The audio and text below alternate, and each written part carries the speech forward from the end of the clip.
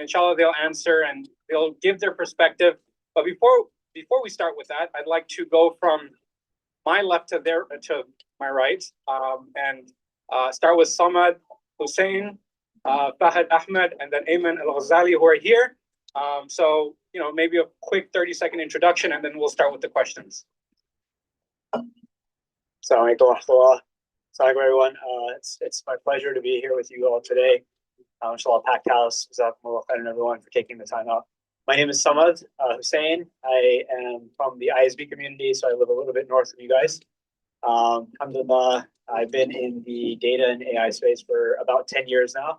I worked for startups, major, Fortune 500 companies. I worked in the Muslim sector. I was at LaunchGrid for a number of years. So alhamdulillah, diverse set of experiences, and hope to share some of that with you guys today.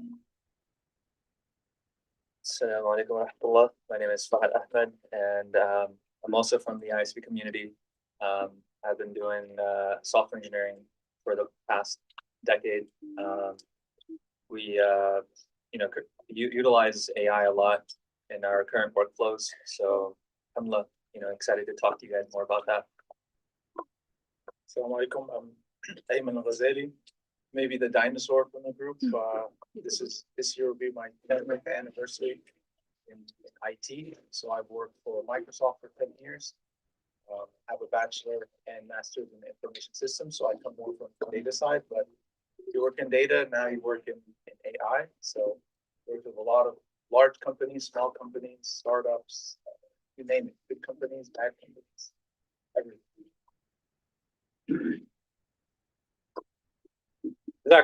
So inshallah, the way it'll work is we'll talk for about an hour. We'll have this discussion for about an hour, and then break for Salatul Dhuhr around 2-ish, and go from there, inshallah. Sound good? So you've heard their backgrounds, and mashallah, they come from diverse backgrounds. Some, a lot of them worked in the Muslim space, startups, big companies. And the first question I wanted to start with, without further ado, is many of you, or all of you, have worked at major companies and or are co-founders. Looking back, what mindset or decision mattered more than technical skills in getting where you are today?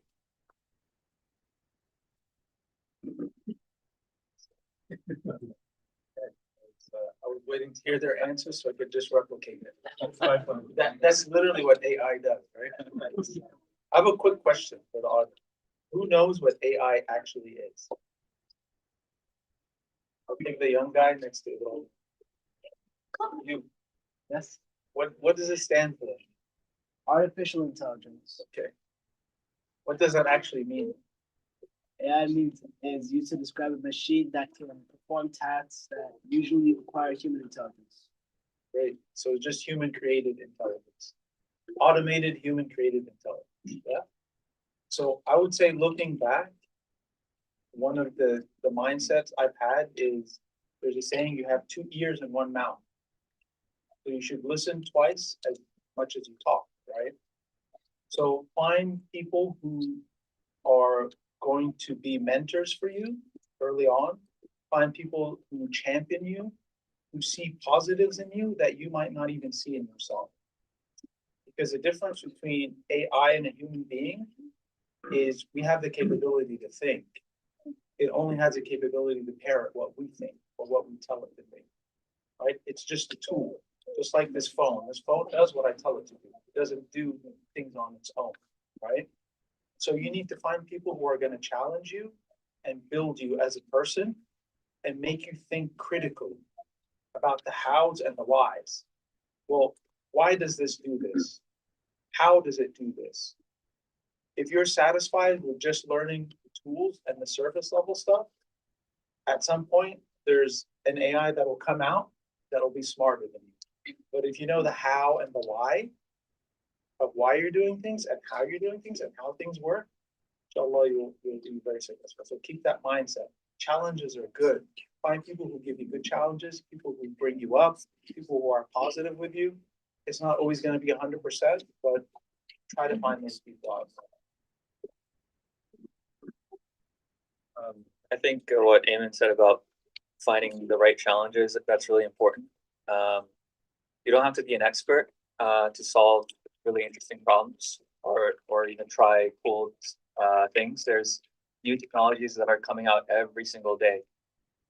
Sometimes, multiple technologies that are coming out every day. So, and no one's an expert. Companies will sometimes HR will get it wrong and they'll say 5 years. I need someone with 5 years of experience in technology that just came out yesterday, right? That happens, but as long as you're tinkering with all these new things that are coming out, you are the expert. You become the expert. So that's what I'll say. Just keep experimenting with stuff, and that gets you really far. Two things come to mind for me. One is humility. When you work in tech, things are changing every single day. Like literally, like in the AI space, like we're in the same boat as you. We have no idea what's going on. Every single day, there's a new tool, there's a new technology. We're learning it on the job every single day. So I think you have to be very humble to just say, I don't know. I don't know what this is. Let me go look. And then that relates to the second piece, which is like curiosity. I think curiosity, at least in tech, in data and AI, but I think it translates to many fields. Being curious and just constantly like your boss may not be asking you about this tool or this technology, but maybe they will a year from now, right?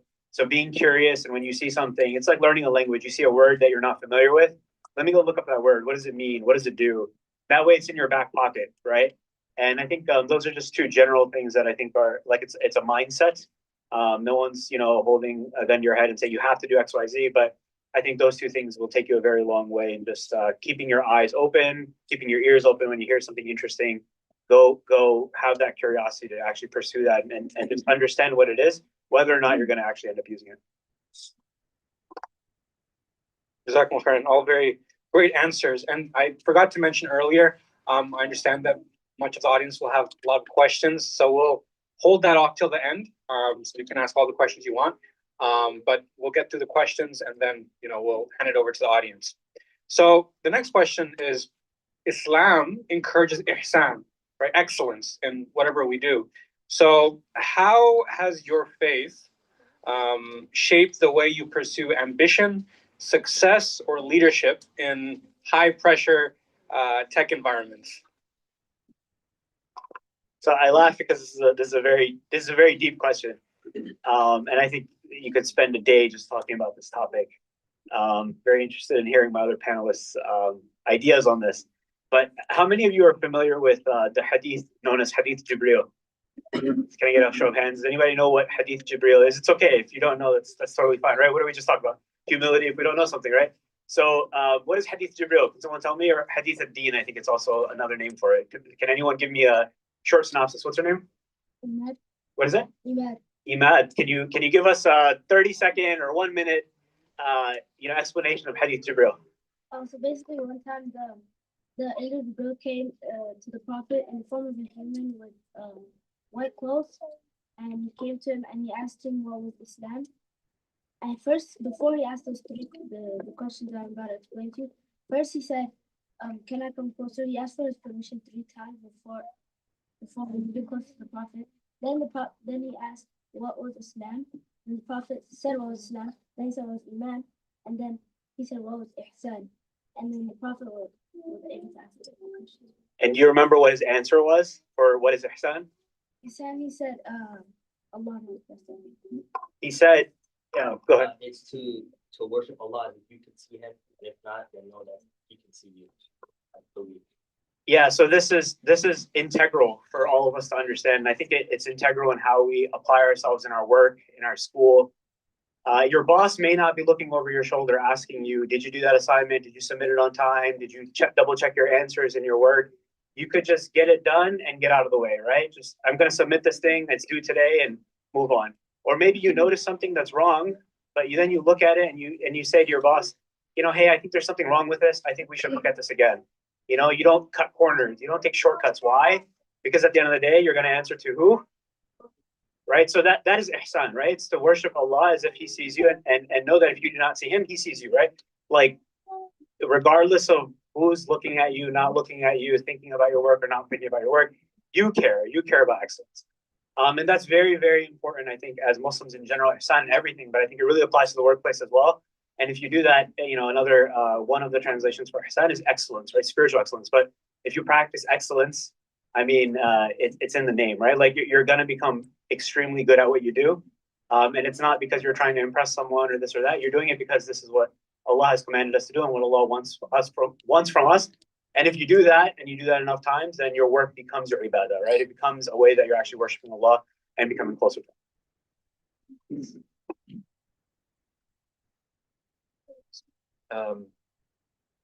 I think one of the key areas that has helped me a lot, which is a bit underrated, especially if you're sitting in front of a screen and you're expected to just kind of churn out code, is just talking with people and networking.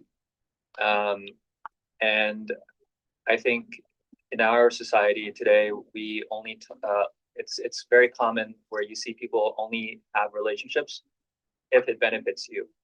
But sometimes you will find benefit in people and in things that you least expected. And look at all of you gathered right now on a Saturday, right? You guys are here together. It's important to connect with each other. Whether it's your Muslim brother, Muslim sister, or even your coworker, right? Whether you see benefit or not, it's not just purely transactional. You're being a good human being. You're being a good Muslim, and that gets you really far. So there's a level below ihsan, because ihsan indicates that there needs to be faith in there, right? Because if you don't believe in Allah subhanahu wa ta'ala, you cannot have ihsan. But the level below it is itqan. Itqan means to try to perfect something. And the Prophet ﷺ told us that Allah loves for us if we do something to try. Now here's the key. Here's 2 points. Our society demands perfection. Perfection will never happen. It's period. Perfection is for Allah subhanahu wa ta'ala. And so what we want is we want the path, but not necessarily the result. So we want to put the effort as much as we can to make the thing with itqan. And this should be at the human level, not yet at the faith level, because faith increases and decreases, right? One day you may feel happy, it's Ramadan, Allah's watching you because it's Ramadan. So you're going to do things a little bit with more integrity. But if you have that basis of itqan and you don't drop below it, then your faith won't affect it, right? So that's the first thing. Seek that path towards perfection, but you will never get there, right? And you're worshiping Allah as if you see Him, but you never will. Not in this life. Inshallah, all of us in the next life will witness it. And then the second thing is we want to be a jack of all trades. And this is a problem. They say jack of all trades, master of none.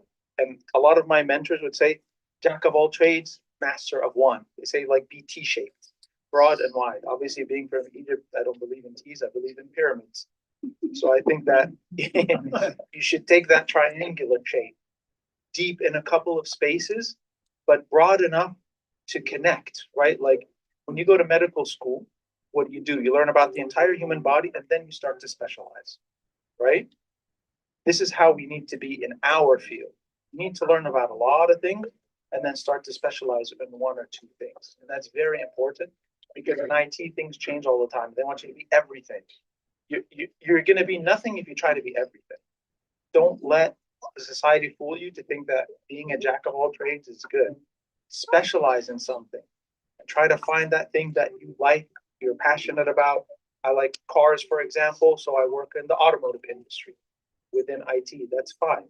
Right? I like healthcare, I work within it, and so on and so forth. One other thing that I just remembered, when we were out in the corporate environment or whichever environment, when we're participating with non-Muslims, especially, we have to realize that we're ambassadors of Islam. We're representing our deen. We're representing the deen of our Nabi Sallallahu Alaihi Wasallam, right? So we should always keep that in the back of our mind while interacting with folks. whether it's in the professional sense, whether it's with a friend. I think that's really important. Jazakallah khairan. I'm already learning a lot, so I really appreciate the insights you have to offer today. So the next question is, AI is becoming a powerful tool, and some of you already have hinted at this answer. But for ambitious students like we have here in this room who want to succeed in tech, how do we chase success without compromising our integrity, especially as Muslims? I'm gonna pass it to the AI expert, but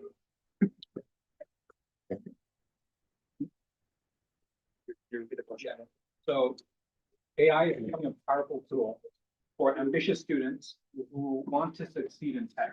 How do we chase success without compromising integrity? Yeah, so a lot of students I see are using, tools like ChatGPT, and just to get quick answers, right? It's similar to how people use a GPS. If you only use the GPS, you'll never actually learn the route yourself, right? You have to get lost a couple of times before you learn, okay, I don't make this turn, I actually make the turn right after. And I think it's important to exercise your brain with some of these problems first, and then utilize AI kind of like a helpful mentor. I do a lot of brainstorming with AI. I ask it to validate my ideas, and I use it more of kind of like a whiteboarding partner almost. I think it's really important to develop your own mindset, develop your own ideas, gain your own knowledge first before you start utilizing these tools, because these tools are only going to be as good as your base knowledge. But if you don't build yourself up initially, then what you'll get out of the AI is also less valuable. I have something, it's gonna sound a little bit like marital advice, but I think it's life advice. I think that first you need to define what success is. Success is different. Success is holding the microphone closer to my mouth without being asked to do it. But success is different at different stages of life. Like, alhamdulillah, I have 5 kids. To me, success is turning off my laptop and at 5 o'clock and being with them. And working from home to me is a success because I have to pick up at school. I have after school activities. I have to, keep myself in good shape, keep the family in good shape, cook, clean, all that stuff, right? So success for me at my age is going to be different than a 20-year-old. And so, like I said, it's going to sound like marital advice because with all due respect, some of our young boys have no drive. There is no drive. So we're talking about how to be successful with AI tools and be ethical. I want you to have a drive first. Honestly, like I said, it's going to sound like marital advice, but one of the most attractive things for a young man is to have drive, to be ferocious like a lion first. But I don't see that in this next generation because these tools are taking over our thinking and the way we act. We all use ChatGPT, right? Right. We use it different than you because who here has used dial-up internet? Who here has used dial-up internet for 10 plus years? I'm born in the 80s. I grew up in the 60s and 70s because I grew up overseas where technology was difficult. My dad had to fly to Hong Kong to buy computer parts because our town in Saudi, where I grew up, didn't have a computer. That's drive. That's how I learned to use a computer because he had the drive, right? And so the next generation has to have that. ChatGPT to me, I read every single thing it writes. I don't read the summary. I want to know how it's thinking, and I challenge it because that's how we grew up. Grabbing encyclopedias, reading. Yahoo.com was the only website when I got on the internet in 1996. I had a one gig hard drive. And my cousin told my dad, I'll never forget this. He's like, Khelu, how are we going to fill this thing? And now 1 gig is like one picture or one silly video that you make that you put somewhere on a server. You don't know where it is. You don't know what that costs our economy, right? And so I want you to think about that deep down. Where is that drive? If your drive is to use AI to make your life easier, that's the wrong drive. That's the wrong drive. You need to struggle. You need to go and be hungry and try to be successful. And don't say, oh, deen. My focus on the akhirah. This is not an Islamic mindset. Our Prophet ﷺ continuously made dua against being poor. If we are not successful, if we're not holding the money, if we're not holding the knowledge, if we're not the shepherds, like we're supposed to be the shepherds, then we're going to be the sheep. And I'll leave it at that because we can go into a lot of things about how our roles have changed in society. And unfortunately, with all due respect, our younger men need to step up as men. I don't know how I'm supposed to follow that up. I'm just going to repeat the question for my own benefit. AI is becoming a powerful tool for ambitious students who want to succeed in tech. How do we chase success without compromising ethics or integrity? I think Eamon mentioned a lot of these points. I think now we have DoorDash, Uber Eats, and whatever you want Express, right? Alibaba Express. Things just land at our doorstep without much effort. Like, and by the way, I'm not immune to this. Like, I want it just as badly, next day shipping as everyone else, right? But we have lost the ability to be patient and to sit with something and to read and to understand.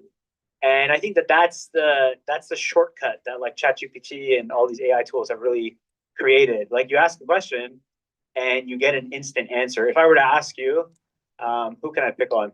How did you become if you wanted to become an amazing blacksmith 500 years ago, anybody, like how did you do that? How would you do that?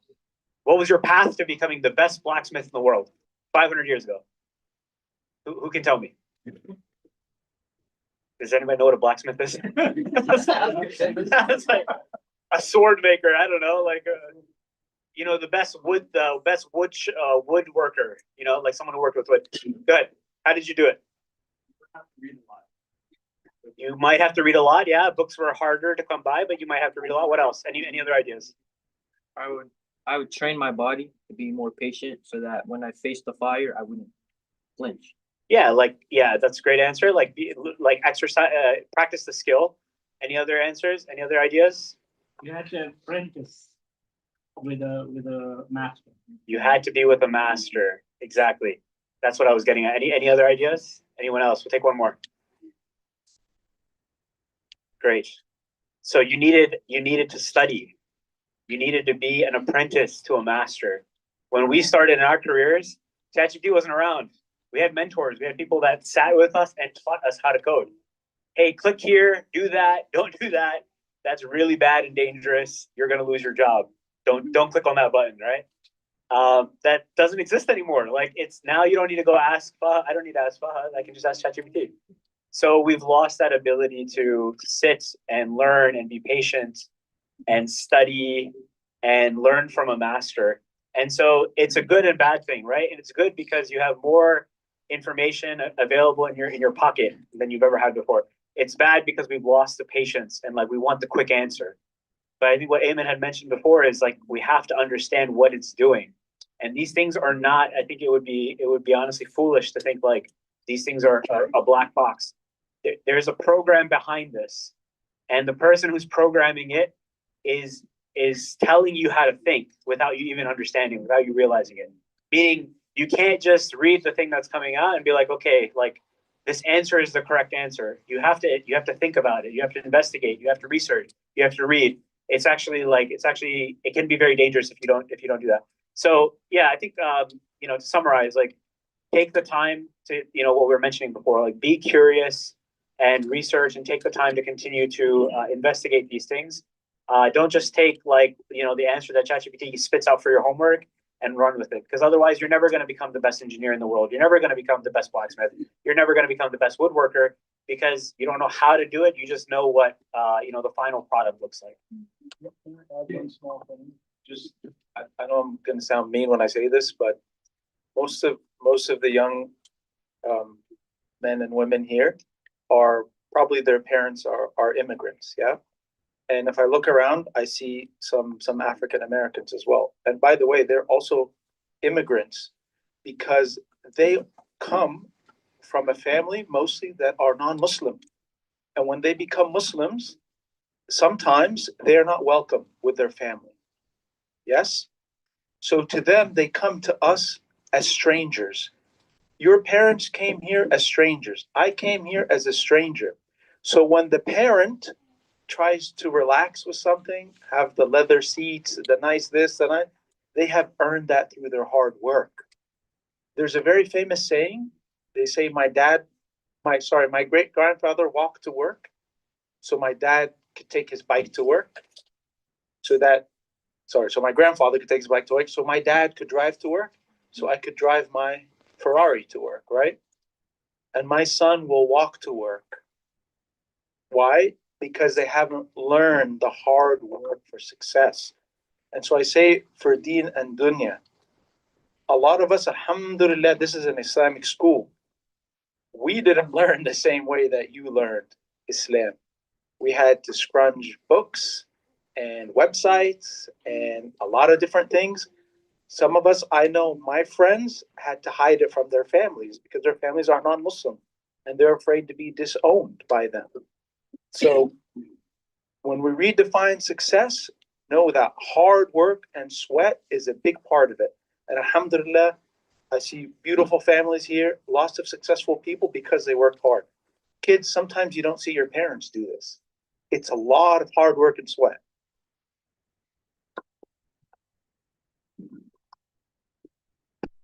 I really like this next question. Well, of course I do. It's my question.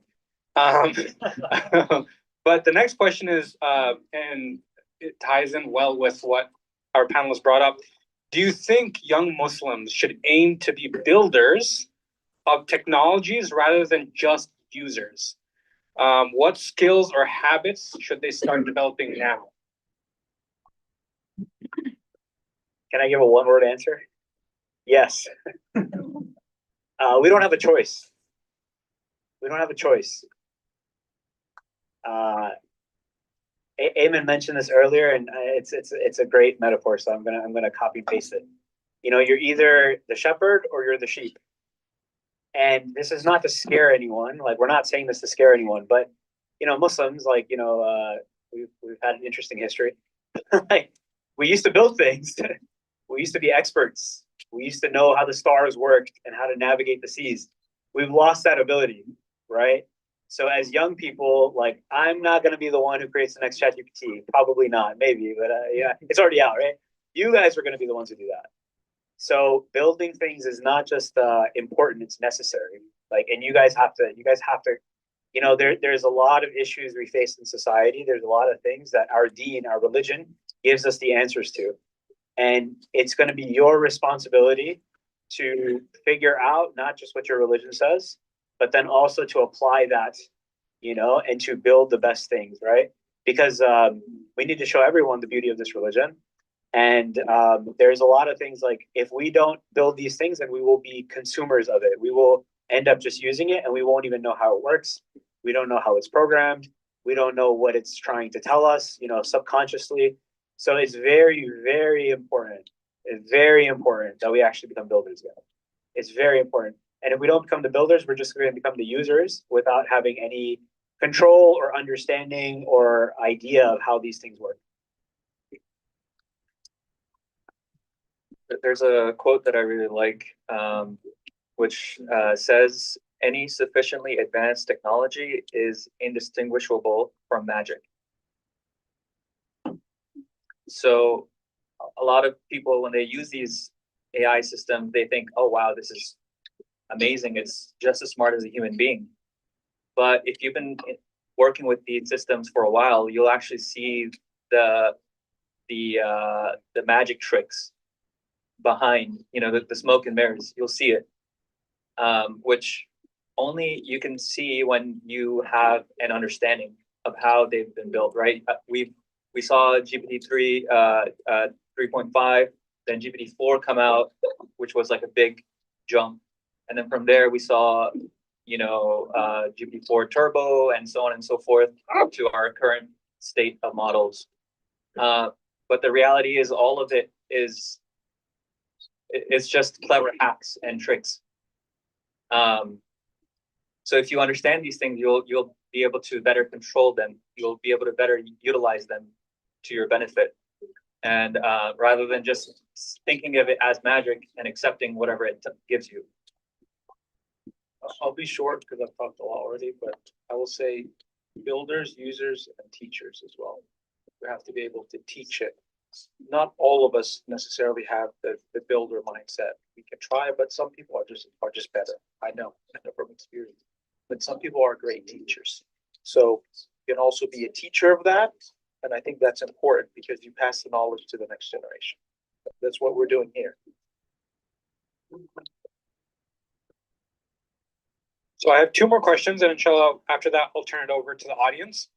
The next question is, when faith and ambition collide, so career growth, money, recognition, status, how do you three personally define success? This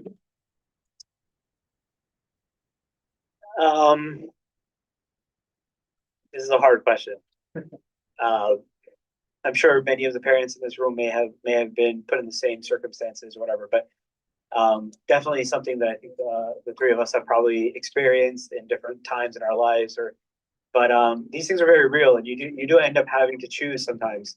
And when you're faced with some of these decisions, I would present you with a clear rubric, like what is going to be most pleasing to Allah and His Messenger. You have to choose between two jobs. One of them pays you twice as much, but you're going to be away from your family. You're going to have to move away from the masjid. You can't do this. You can't do that. You're just going to be commuting to 2 hours a day, and work is going to be your life. The other option pays you less. You get to work from home.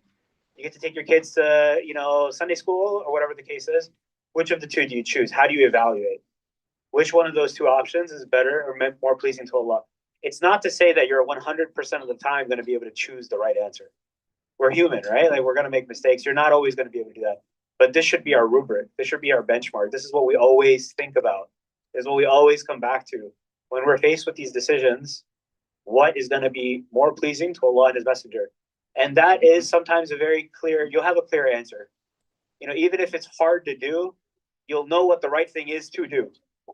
Right? One of our mentors when I was growing up, we were talking about back in, I don't know, the early 2000s when we were growing up, we used to talk about intermingling. It used to be a big topic, right? Guys and girls, Muslim youth being in the same room. Can they talk to each other? Text messaging and this and that, right? These used to be things that we asked questions about. One of our teachers, he said, when it's right. What's right. Just do the right thing. So a lot of times I feel like we know that there's an option that is going to be better for our akhirah, like not necessarily the dunya, but our hereafter. And we should optimize for that. And in the process of trying to do that, you'll end up in a better place. So even if you don't necessarily go all the way, maybe you're going to do something a little bit differently than you would have done it before. I think that's been helpful for me in terms of defining success, and inshallah there's some benefit for you. Yeah, I think similarly to what someone just mentioned, I could get a job that pays really well for the Department of Defense, right, to work on a drone project, or I can pick something, even working at Best Buy, for example. Which one is better?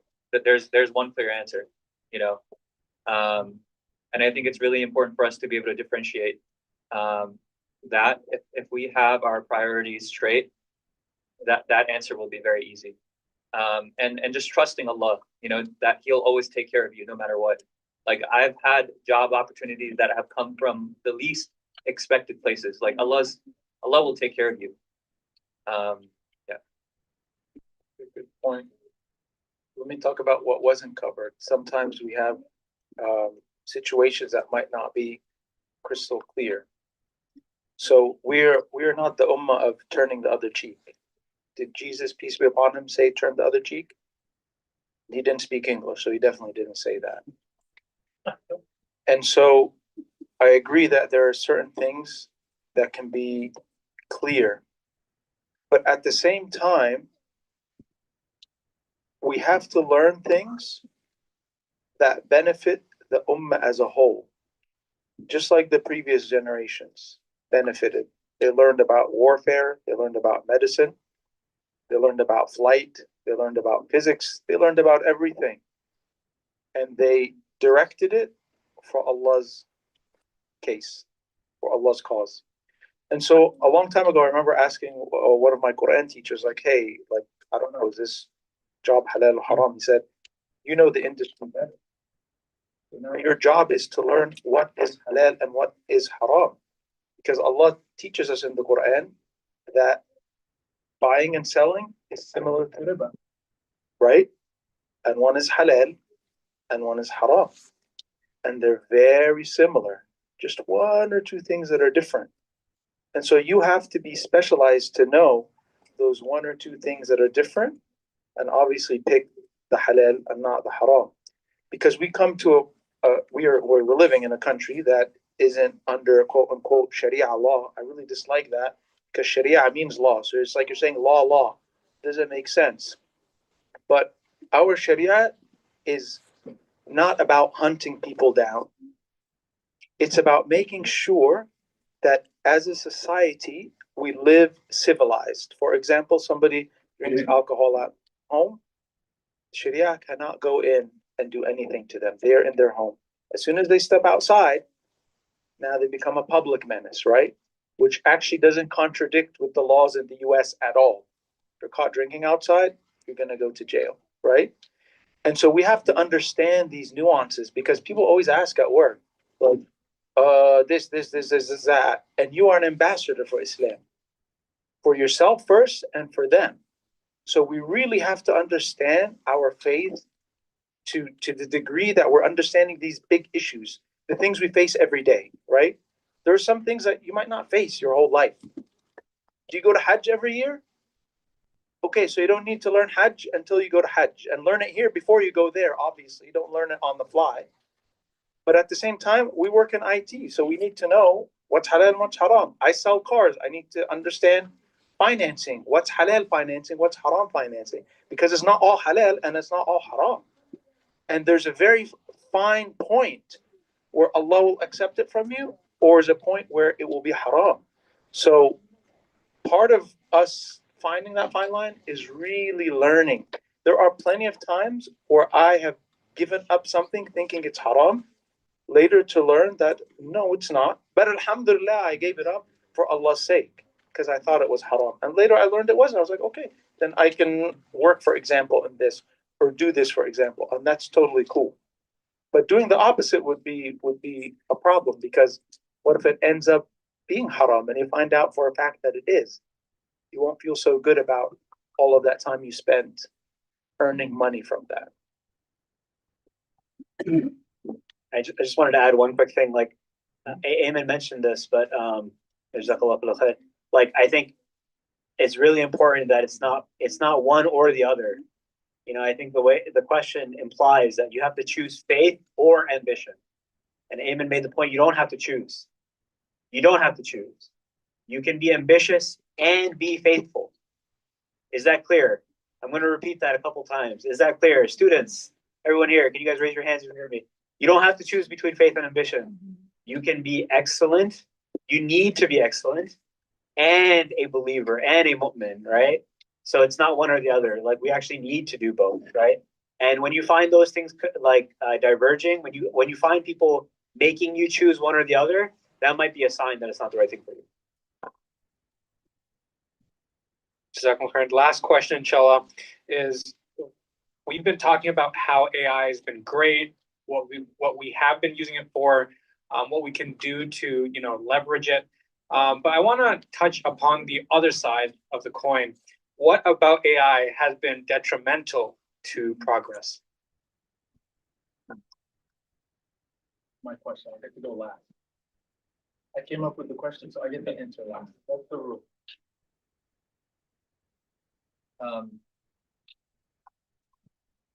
I think, we've kind of already touched upon this, but like utilizing AI for everything as a crutch rather than, utilizing some of the other skills and abilities that you have, that definitely becomes detrimental. Like it's really nice seeing all of you, but I don't know any of you personally. And if you were to ask me a specific question, I'll give you a very generic answer, right? Because I don't know you guys, and that's how ChatGPT answers answers these questions. Like if you ask for a recipe, like give me a good omelet recipe, it'll give you a very generic recipe. But if you ask it, hey, give me a recipe, and by the way, I'm Gordon Ramsay's student, it'll give you a very different recipe. And just understanding that these systems, they're meant to give these sort of safe answers, right?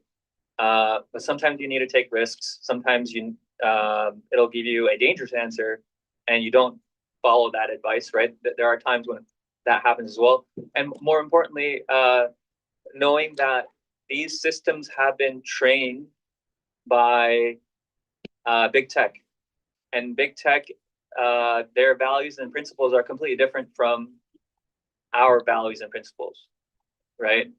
Their training, the alignment training, their test data, they are very intentional with the way they train these systems.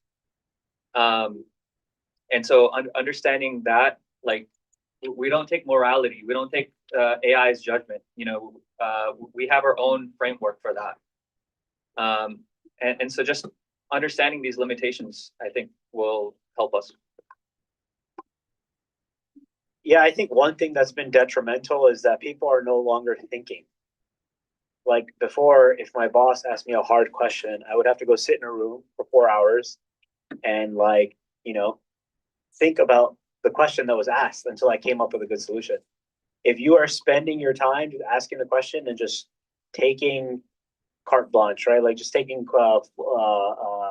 completely what the AI is giving you without thinking about whether it's the right answer or wrong. Let me give you an example. If you ask it a fifth question, right? You ask it, is this haram or halal? And I'm sure probably a lot of people in this room have already done that. You ask ChatGPT, is it halal to eat a pig in the sea? Have you guys heard about this one? Somebody asked ChatGPT and said, is it halal? Is it permissible to eat a pig in the sea from the sea? And ChatGPT, I think Fahad actually tested this. I think this is where I got it. You know what the response was? Can anyone guess? It's hilarious. What is it? Yeah, it's anything in the sea is halal. So a pig from the sea is halal. And it gives you the hadith. It gives you the proof. So when we have offloaded our thinking, right? When we're no longer doing the thinking ourselves, that's problematic. And that's happening every single day. I mean, it happens with us. Like we do it. I find myself doing it. I'm not thinking as much as I was before because I'm trusting that the AI will do the thinking for me. That's very detrimental. We're seeing it in small ways right now, but we're going to see it in big ways later. And like we talked about a little bit earlier, these things have been pre-programmed. So if we're not thinking about how it's thinking, and we can't question why it's giving us a certain answer, you might end up with some very dangerous answers. I have 3 things about this. 1, experience. 2, sources. And 3, I'll remember shortly. But it's related to what someone said. So unfortunately, AI today is replacing experiences, real world. The 3 of us train in jiu-jitsu, and I'll tell you the famous quote we all know from Mike Tyson. Said, everybody has a plan until they get punched in the face. Once that punch comes in the face, that punch of experience, all planning goes out. And the thing about AI is it makes a lot of keyboard warriors and people who think they know what it's like to be XYZ because I asked a question and got an answer. And they think they're a real scholar because ChatGPT told them that a pig in the sea is seafood, and now they're like Sheikh Gemini, right? And then the other thing I remember now, sources and ownership. You don't know what the source is. I asked, what is AI? It's literally data that goes into a machine and it learns it much faster than us because they don't go to sleep at night, right? Computers don't go to sleep at night, so they can learn all the time. You can add 1 billion computers to try to solve this problem. So if I were to take information that is wrong and put it in there, then it's just going to assume that it's right. It doesn't understand. If I tell it that a stove is cold, it doesn't understand because it can't experience being burnt by the stove, right? So the sources change, and some of us may have noticed this. You'll see it. You'll ask ChatGPT for something, be like, I can't produce that for you. Why? You did it for me the other day. Well, the rules changed, or the sources change, or this changed. And I've challenged it. I was like, no, that's not right. Print out the law that prohibits me from asking to do certain this, and it'll just make something up. It hallucinates. And this comes to the third point of ownership. We are moving towards a society where nothing is owned. And this is a big problem. Because, for example, let's say back in the day, man, I'm really going to date myself here. You have a cassette tape, right? You go, you buy it, you own it. You VHS. Anybody heard of VHS? Woohoo! Betamax. Nice. These are the real people. Floppy drives used to be 5-inch, 10-inch, 3.5. But you owned it. You had it in your hand. You purchased it, you had it in your hand. That's no longer the case. And so the rules can change. The companies own the material. They can change the material. They can change the terms. They can up the price and you have to pay it. Right? That's happening. We're seeing it slowly with automobiles now. I don't want to get a driver's license. I'll just get an Uber, right? Everything is moving towards that economy with less and less and less ownership. And the problem with that is they can change anything on you. They can change what it means, what the truth is. You mentioned the pig thing. You ask ChatGPT about prayers, there are 6 prayers in the day. I'm not kidding. You ask it, it'll tell you there's 6 prayers. What's the name of the 6th one? It doesn't know. But there are 6. So it hallucinates because the data that's in there. One day, I promise you, and I've already seen this in translations of some ahadith that we have, which are translated to be softer, to make Islam look softer or more palatable. But Islam is not designed to be soft or palatable for anyone. It's designed to be just. It's designed to teach us how to live our life. So like I said, the whole turning the other cheek thing, one day maybe you'll find a hadith that's removed. Did you know that George Bush wanted to prevent certain surahs being read during Taraweeh prayer? Because he felt that they would incite violence, because they don't understand it. They don't understand. So this machine is even dumber. You can tell it whatever it does. You can change whatever it does. Alhamdulillah, we have plenty of huffaz and masahif everywhere to counteract that. But there are other sources that can be definitely changed and maybe even taken away from us. Wallahu a'lam.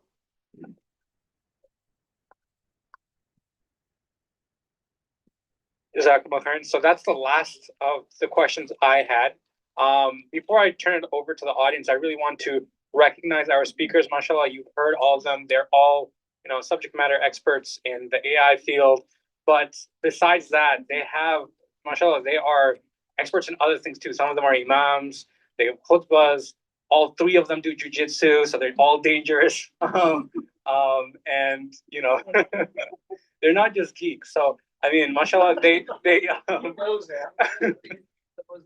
they all train together. I train with them too, but that's a different story. So mashallah, if you have any questions, feel free to ask them. They're obviously very knowledgeable about a lot, mashallah. So I will hand it over to you. I'll give you the mic. And please just limit your questions. We have about 10-ish minutes, to maybe not to be like thesis papers, just a quick, succinct question so we can answer, inshallah. And we'll go from there and we'll pray salat al-Dhuhr. So we'll start with that. I'll open the floor. Any questions from the audience? Oh, yes. So, as AI is like developed, okay. So as AI is developed, I've like felt like I'm a sophomore in high school right now.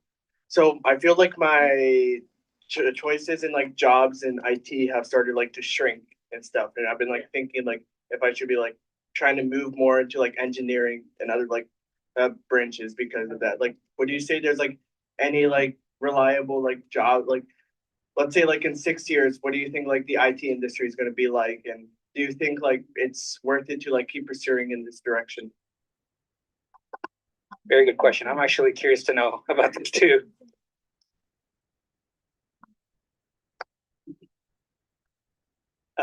This is my personal opinion, right? None of us have a crystal ball, right? Only Allah knows what's going to happen, but this is my conjecture. This is what I think is going to happen. Just based on history, right? The people who understand things work, how things work, they tend to stick around. They usually have a job.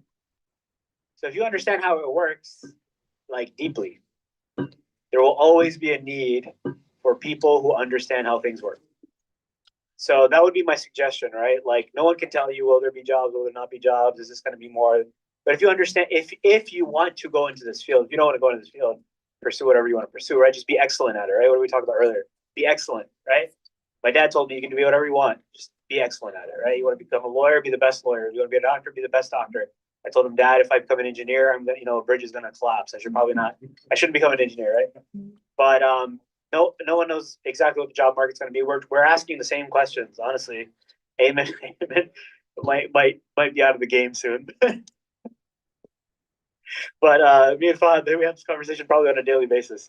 And we don't know. But the people who understand how it works, I think they're the ones who are gonna be in demand, and there will be jobs for them for a long time in every field, medicine, law, this, that, or the other, you name it. Just understand things deeply, right? And I think that takes curiosity. Yeah, I think this concern happens anytime there's a major innovation, right? If you think back to the printing press, how many scribes lost their jobs, right? You think back to the calculator, right? There was a big concern about banning calculators from schools. But I think if you're nimble, if you're constantly tinkering with things, like someone was saying, you have a deep understanding. You're trying to gain a deep understanding of these things. You'll find a way. And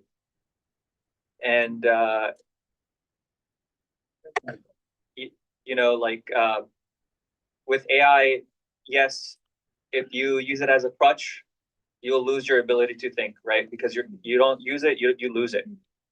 On the other hand, if you use AI in a way to solve problems that you would never otherwise solve, right? For example, I'll give you a personal example.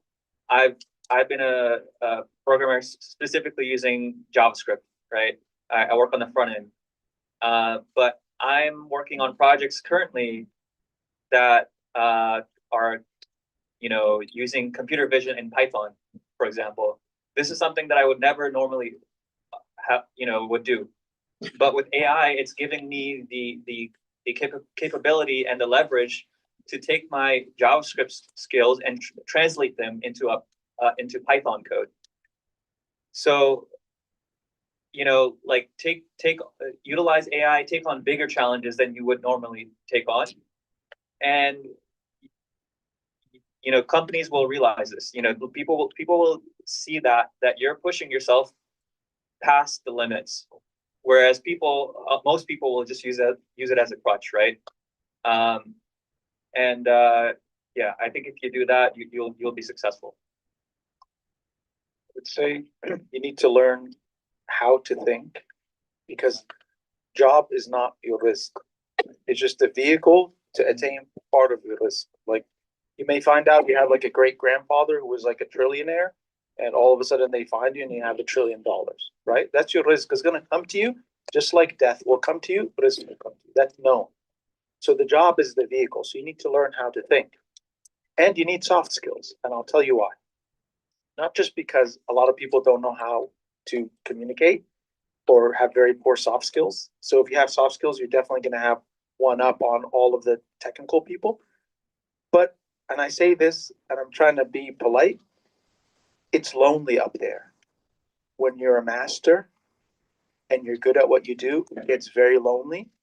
And so you're going to have to learn to be very patient and explain things to a lot of people.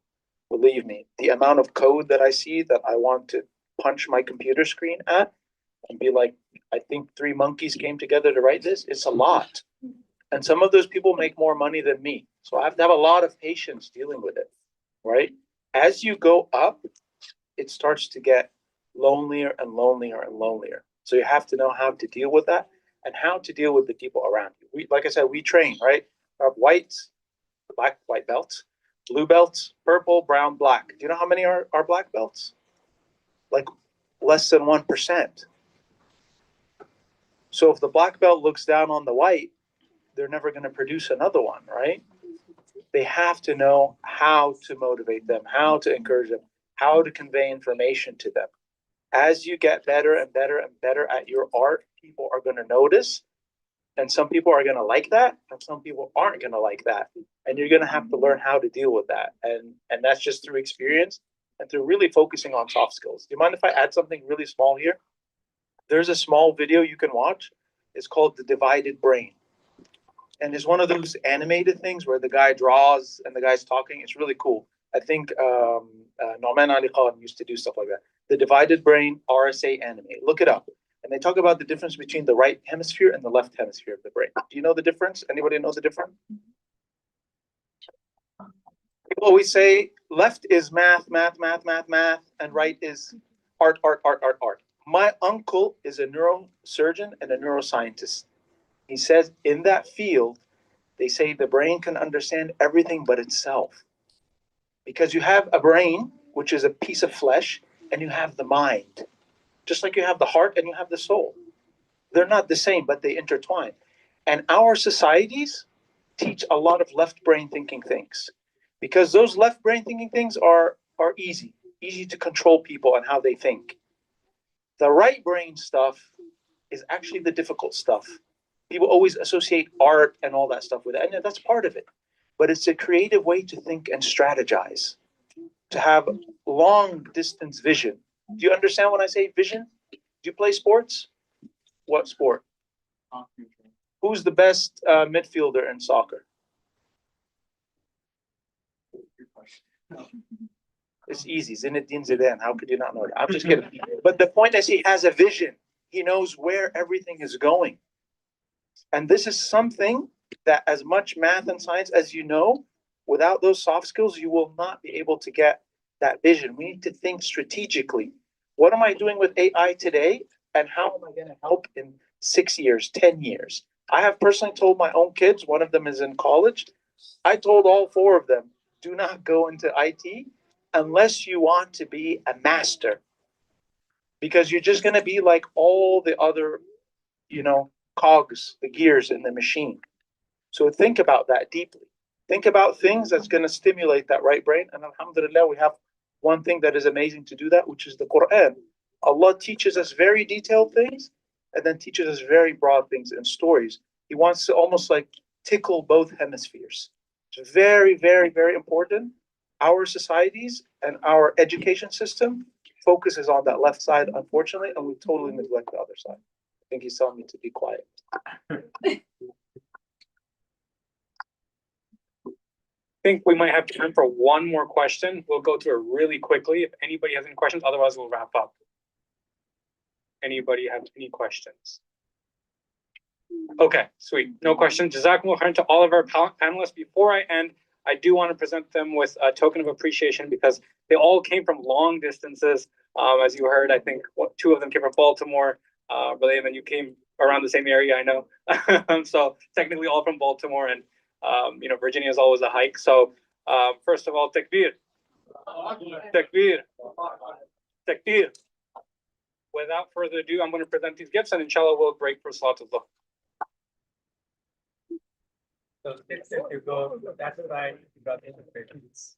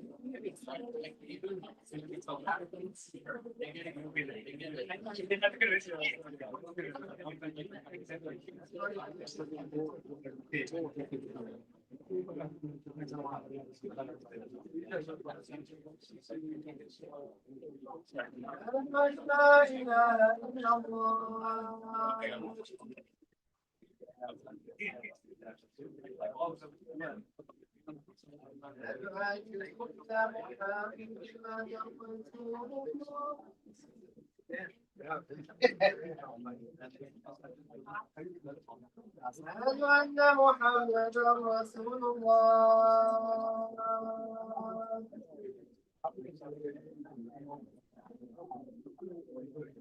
حي على الصلاة.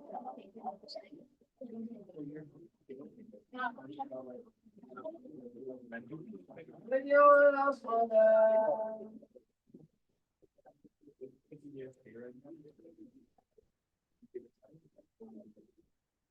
حي على الفلاح.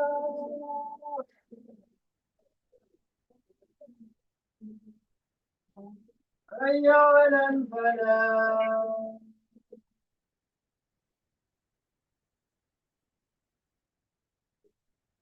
الله أكبر الله أكبر. لا إله إلا الله.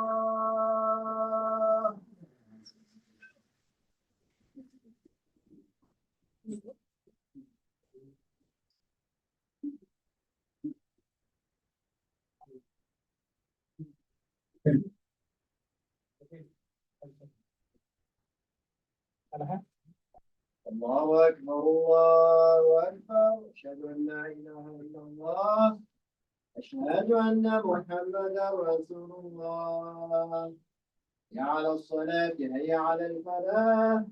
قد قامت الصلاة قد قامت الصلاة. الله أكبر الله أكبر. لا إله إلا الله.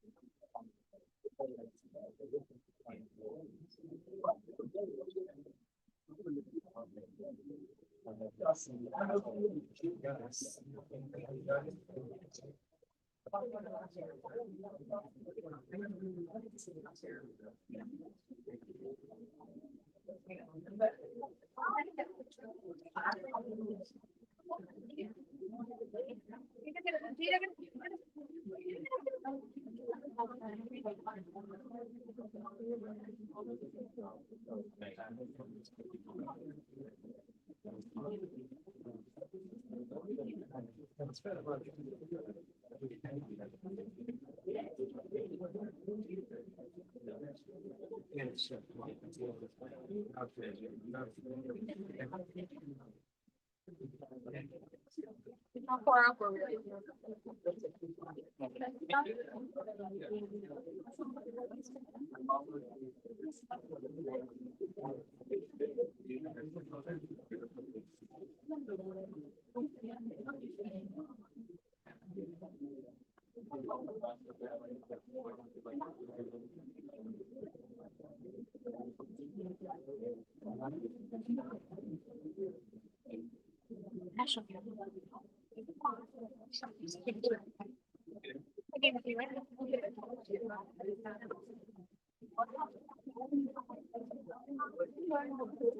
Again, I didn't see you.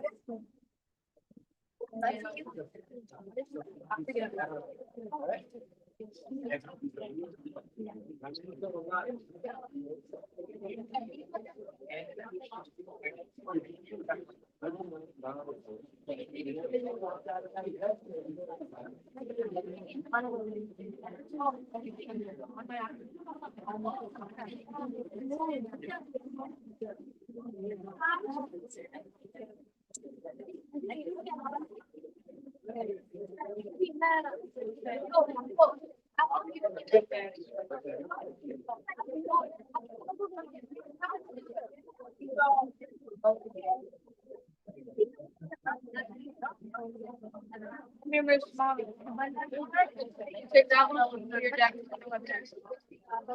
I'll send him next time. Can we move this a little bit? Because I'm gonna present.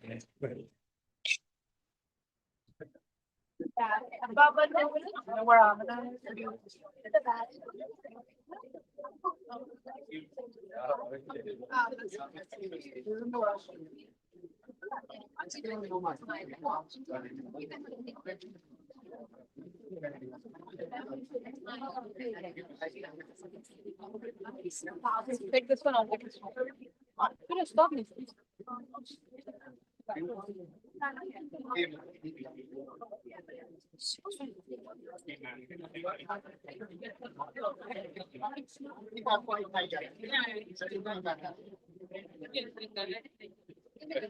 Assalamualaikum. Quick question, is brother named Imad here? He asked a question in the previous session. Come talk to me. You're not trouble.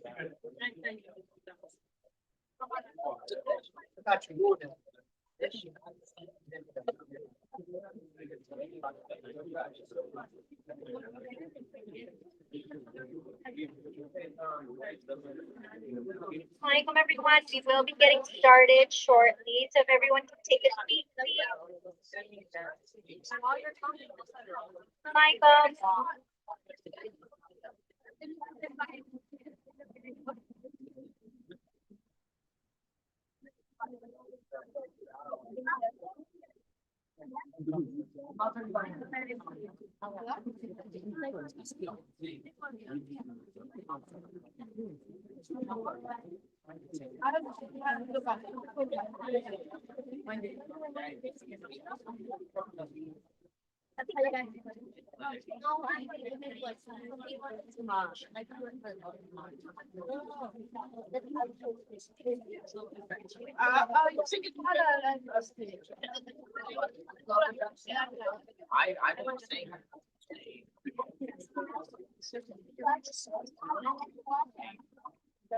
everyone. So we will be getting started. Welcome back to the award ceremony. I know this is what you all have been waiting for.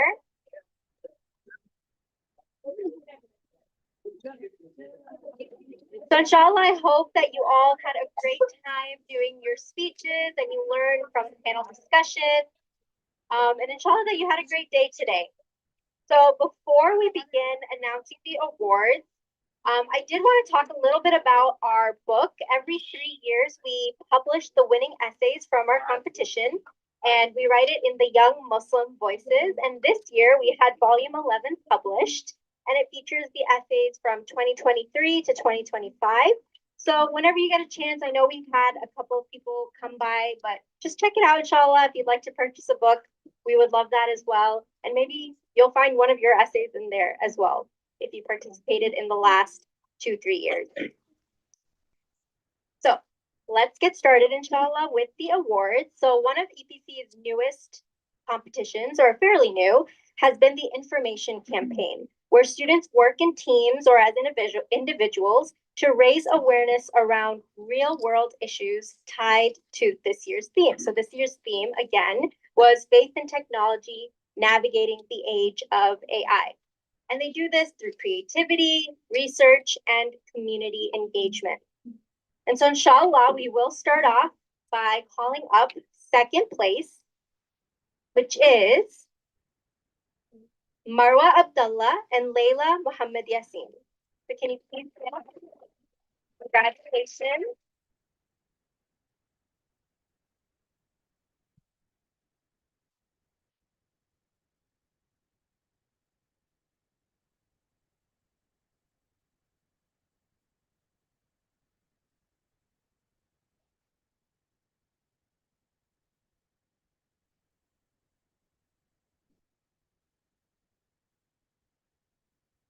So congratulations to second place. We will be hearing from them on what they did for the information campaign.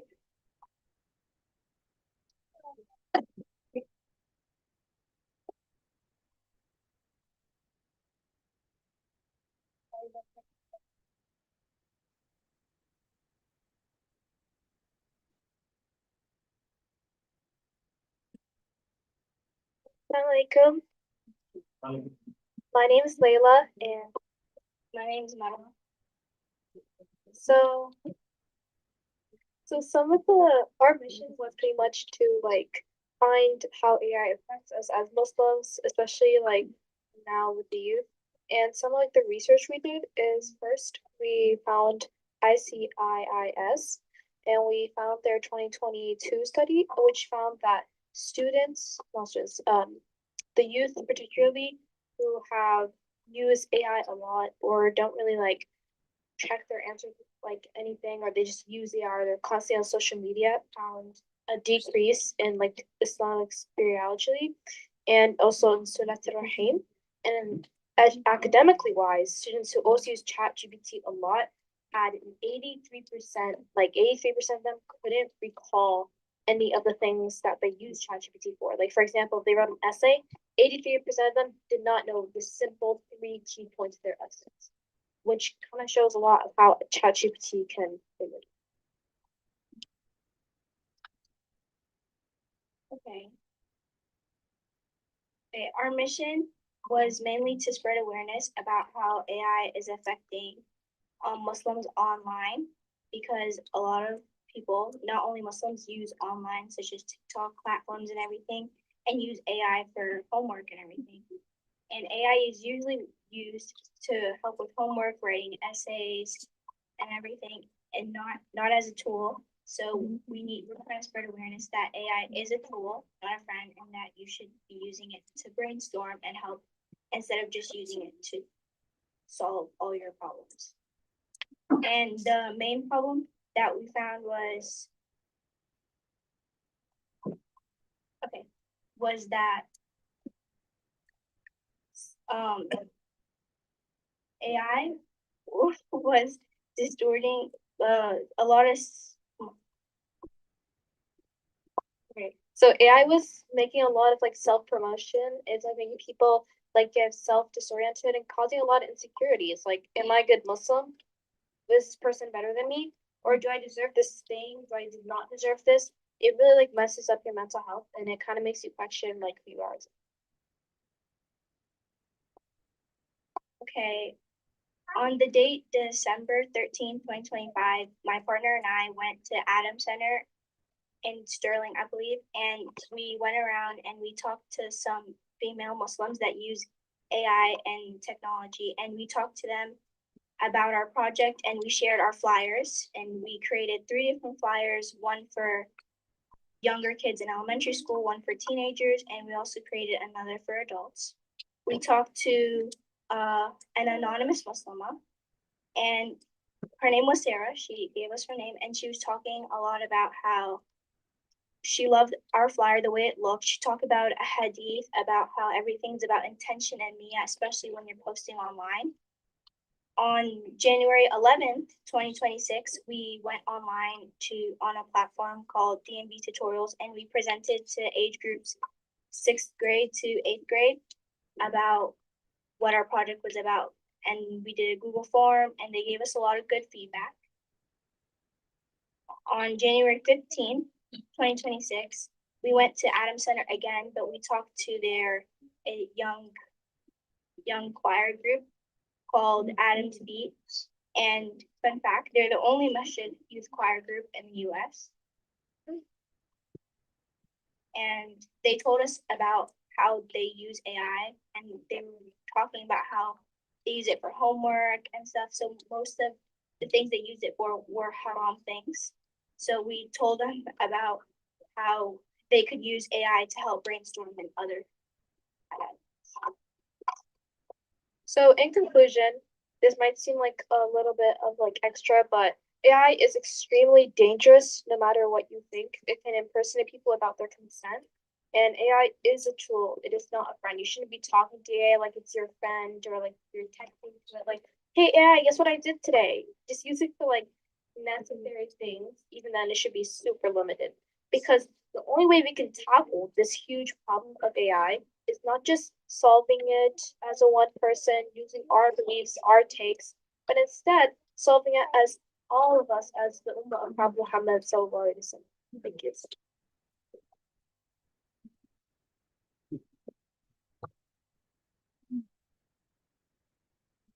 Jazakallah khairan, and congratulations to the two of you. Inshallah, we will next present first place for EPC 2026 Information Campaign, Musa Rahmani.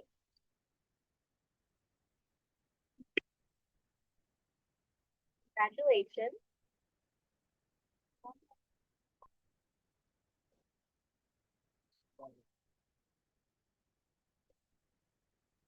Assalamu alaikum wa rahmatullahi wa barakatuh. My name is Musa Rahmani, and before I start, I have maybe a couple questions for everybody here, well, mostly for the youth. Do you know what career you want to pursue when you grow older? Okay. And the second question is, do you know for sure how AI will affect that career? No. That uncertainty is exactly why I created my information campaign called Think Ahead, Think AI. My campaign encourages youth to start thinking early about their future careers and understand that AI isn't something to fear, but instead a tool we can learn to work with ethically and responsibly. To explain this idea, I created a short video that shows how humans and AI can work together and why using technology wisely matters. Can someone turn off the lights, please?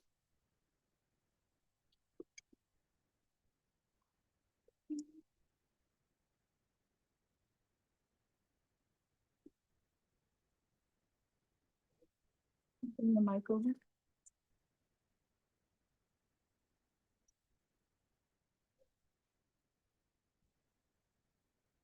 No.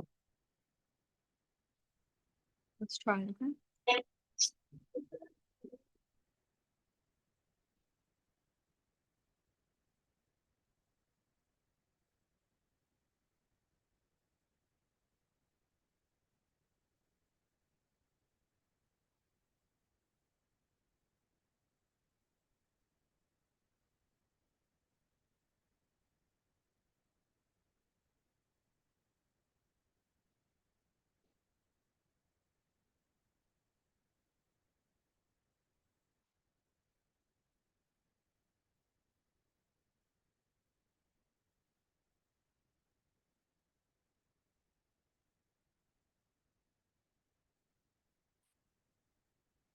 Is this what you think technology will lead to? When people hear the words artificial intelligence, many think it means robots taking over jobs or replacing people. But the truth is, AI isn't here to replace young people, it's here to work with them. Artificial intelligence, or AI, is technology that helps computers recognize patterns, organize information, and make suggestions. AI does not think, feel, or make moral choices on its own. It simply follows instructions and data created by humans. Today, AI is already part of many careers.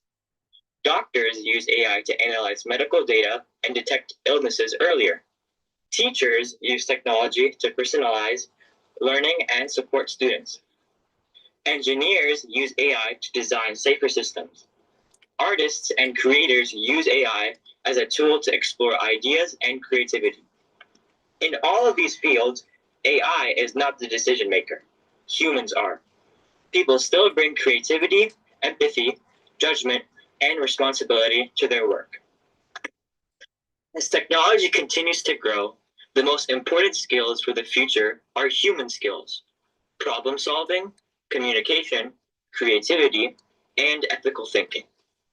These are skills that AI cannot replace. However, with powerful technology comes responsibility. AI can be used to help people learn, organize ideas, and solve problems. But it can also be misused. Copying AI generated work, cheating, spreading false information, or using technology to harm others goes against honesty and integrity. Using AI responsibly means learning from it, not letting it replace effort or truth. It means giving credit where it's due, thinking critically, and choosing to do what is right, even when no one is watching. From an Islamic perspective, technology and AI are not just tools, they are part of a test. In the Quran, Allah subhanahu wa ta'ala says, "Every soul will taste death, and we test you with good and evil as a trial. Then to us you will be returned." This reminds us that everything we are given, knowledge, skills, and technology, is a responsibility. AI and new technologies are part of that test. They can be used for good or for harm, and we are accountable for how we choose to use them. Islam teaches honesty, responsibility, seeking knowledge, and helping others.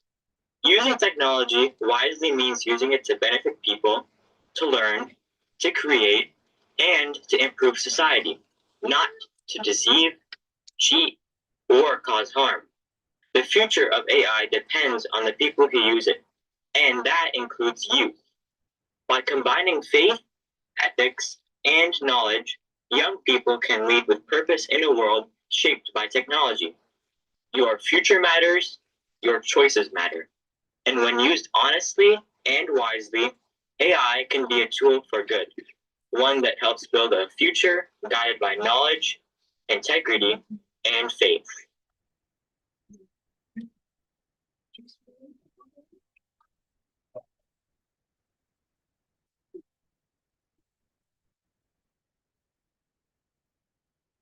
If you're curious about your future, I invite you to scan the QR code, or if you don't have a phone, you can write down the URL somewhere, and you can enter the website that I created and complete a short survey. And based on your interests, you will receive a career suggestions and next steps via email to explore future careers that work alongside AI. Thank you, and Jazakallah khairan.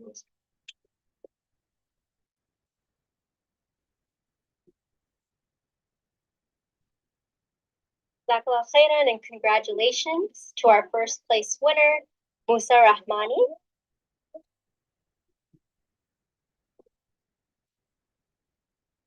Next, I'd like to announce the winners of this year's extemporaneous writing and speaking competition. This is also another one of our newer additions to EPC, where we have students present their speeches and write up their essays on the spot. It's a little bit more challenging. So inshallah, we'll start off with level 4 extemp writing from the middle school. We'll start with participation awards. Marwa Abdullah.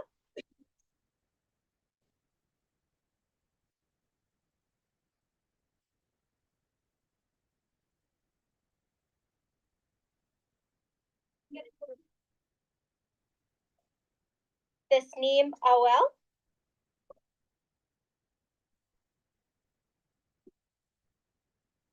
Congratulations. And don't forget your trophies. Ahlam Badru.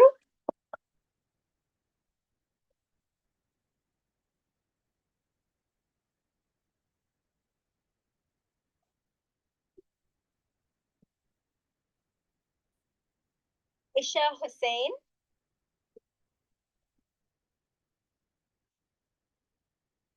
Umama Rahman.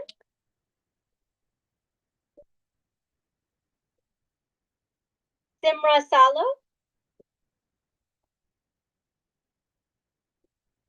Congratulations. Next, I will be calling up the third place winner for level 4 extemp writing, Tasneem Awal.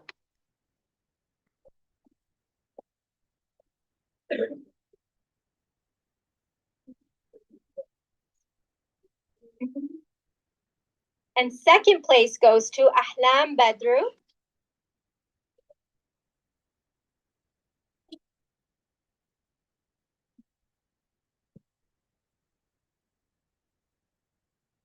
And first place for level 4 extemp writing from middle school, Aisha Hussain.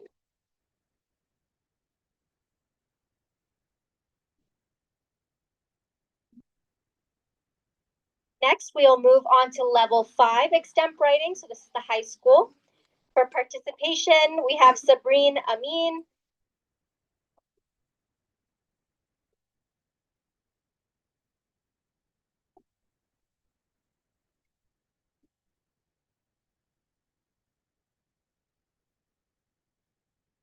Tasneem Amin,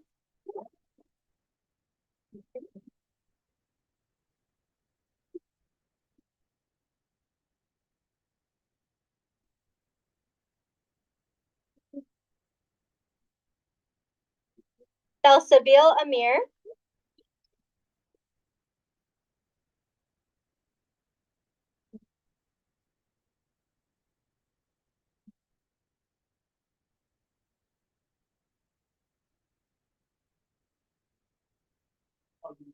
and then Ismat Jamal.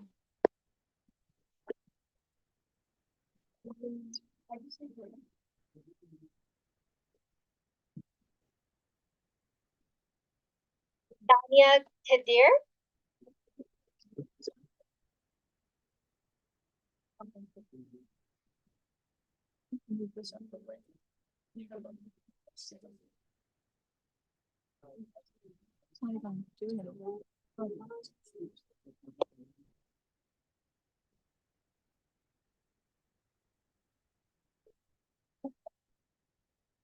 Also, inshallah, if you did win first, second, and third for the extemp writing, for could you just come back up, please? We forgot to give you an extra award.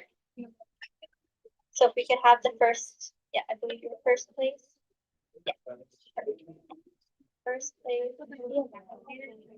Second place for extemp writing and third place for extemp writing for middle school. Third. And then second. Sorry. And then just continuing on for level 5 extemp writing participation, Musa Rahmani.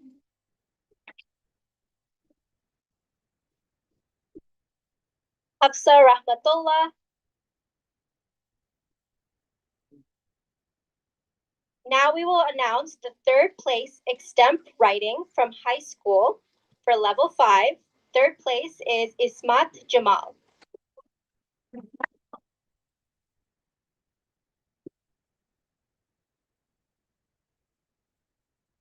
Second place for extemp writing, Hafsa Rahmatullah. Yeah, so for first, second, third, sorry, if you want to get your trophies. And then first place for extemp writing for level 5, Musa Rahmani.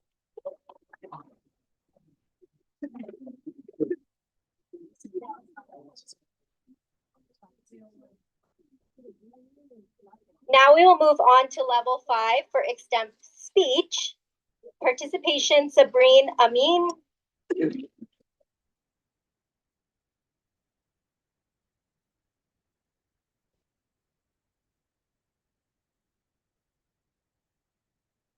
Tasneem Amin.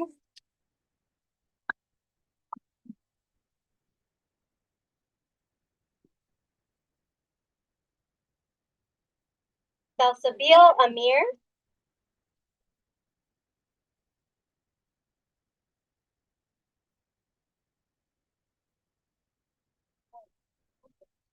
Ismat Jamal.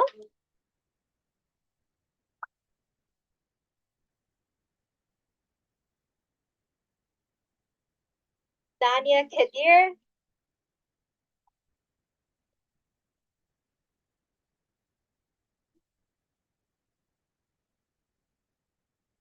Musa Rahmani.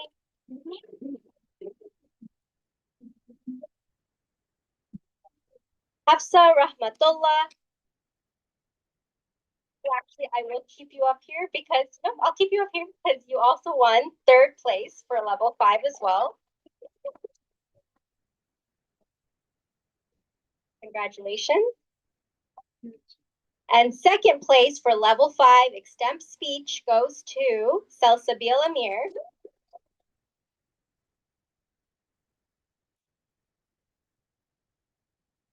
Congratulations.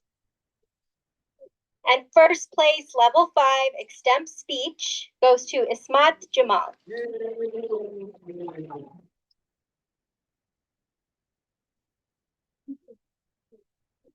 Congratulations to all of our extemporaneous writing and speech participants.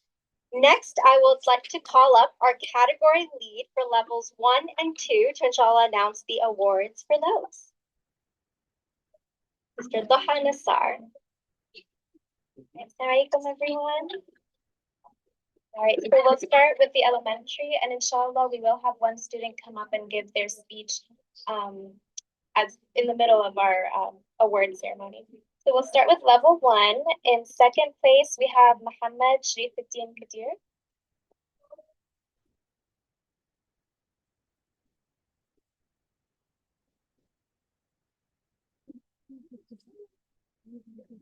And then first place in level 1, Samreen Ira Latif.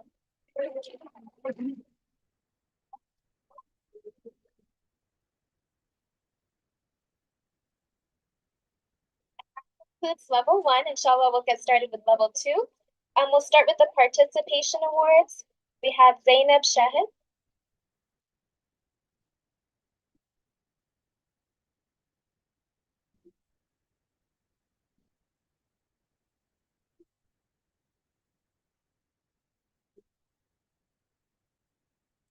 Also have, is it Nasih Amin?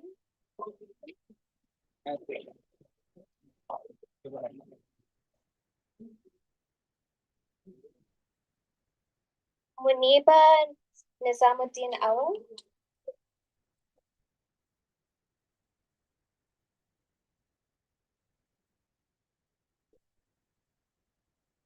Muhammad Amir Farooq.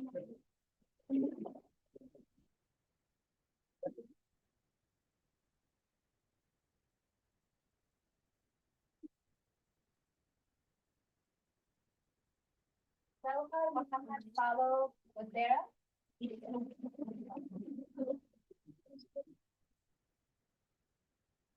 Inayat Chowdhury.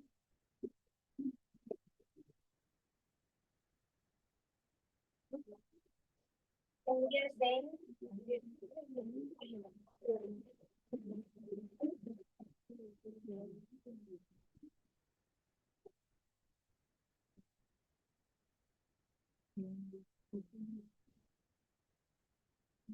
Amina Rahmatullah.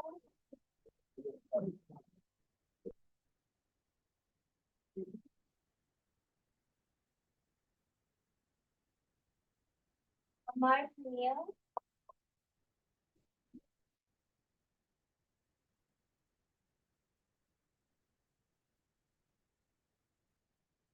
We have our special recognition essay for level 2. Ahmed Fazlul.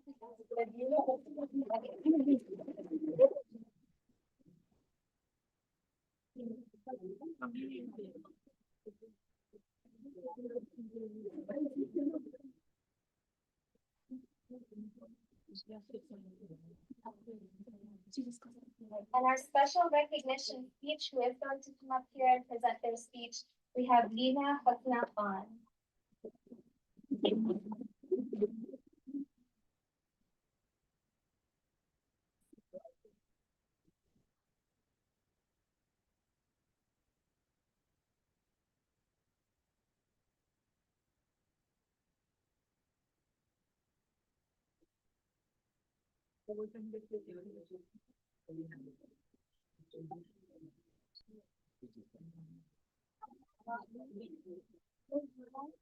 Assalamu alaikum.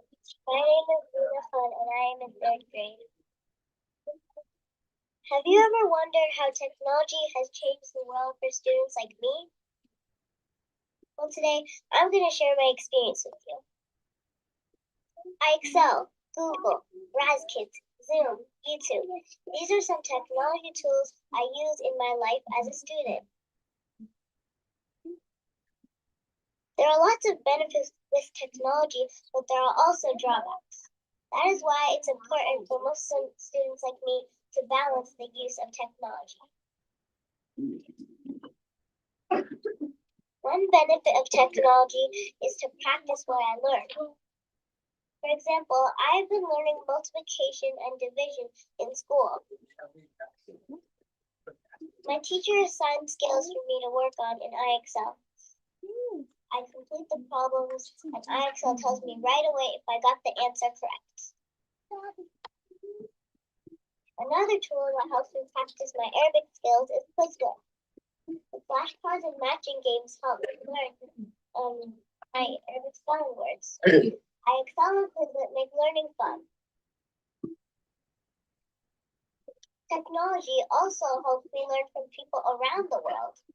I have a Quran teacher who lives far away in Egypt. Using Zoom, I practice Mindset's read and memorization with my teacher. And during Ramadan, I joined the Noor Kids camp on Zoom. On the Noor Kids website, the founder, Amin Asser, says his goal for the Ramadan camp is to make it fun for kids to learn about Islam. Every evening during the camp, I get to see lots of other Muslim kids like me who live in different states and countries. Even though there are many benefits with technology, there are drawbacks you need to be careful of. When I started wearing glasses last year, my eye doctor reminded my parents to limit my screen time to protect my eyesight. The American Academy of Ophthalmology said using screen too close to bedtime is a bad idea because it makes children like me hard to fall asleep. And kids like me shouldn't be sitting in front of screens too long because we need to be active to have strong bodies. Another negative is that technology can be a distraction. When I'm using a computer, I get too focused, and my parents remind me when it's time to pray together. We can balance how we use technology by remembering to follow limits from our parents and teachers. I ask Alexa to set a timer for me as a reminder when I use the computer. And I make time to play with my board games and read books from the library. There are many ways I use technology in my life as a student. These fun technology tools help me practice what I've learned in math and Arabic and help me connect with Muslims around the world. It's important to set limits and balance using technology with other activities like reading books, playing board games, and staying active. I would like to end by sharing an ayah from Surah Al-Baqarah. This ayah is about balance. In ayah 143, Allah says He made us a moderate community. That is why we should always try to be balanced in everything we do. Thank you for listening.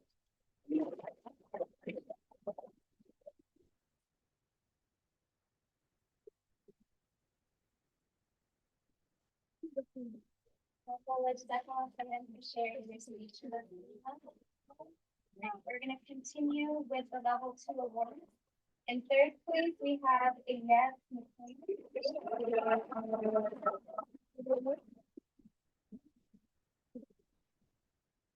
Second place for level 2, Ayan Rahman.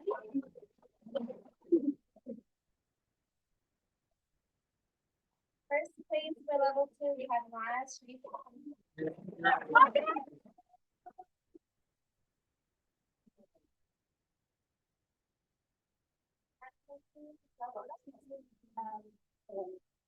Inshallah, Sister Ahmed in the category lead for levels 3 and 4 is going to come up with their award.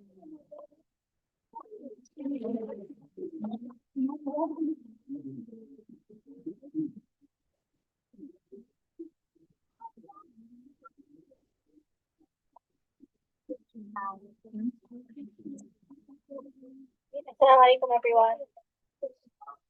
For levels 3 and 4, we asked them to consider the role of AI in their daily life and in the world and how it can be used for good despite its drawbacks.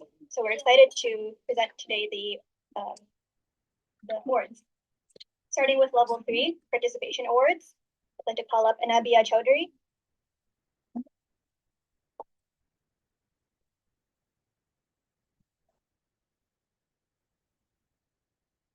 Zainuddin Zaini.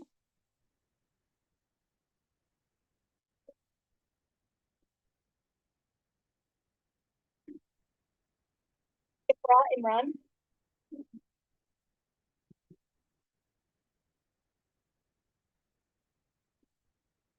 Imad Nasruddin.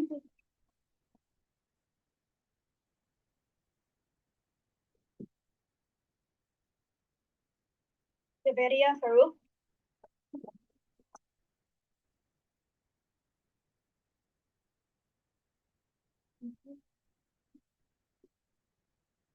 Noor Khan.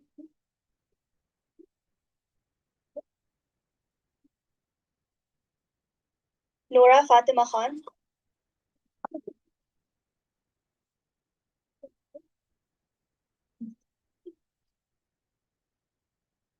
Raifa Zaini.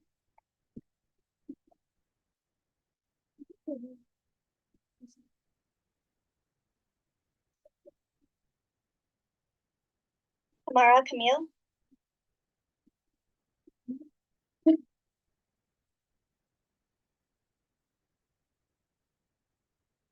And Umama Rahman.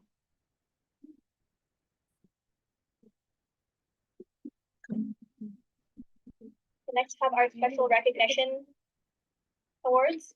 So for level 3 special recognition essay, I'd like to congratulate Muhammad Ismail Shahid.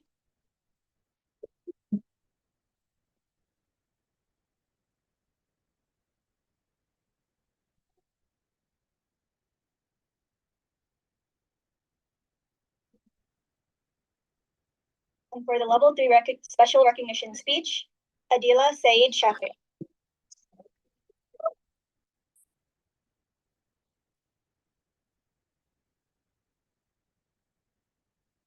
Right, and for our level 3 first 3 places, the 3rd place winner is Ayash Rahman.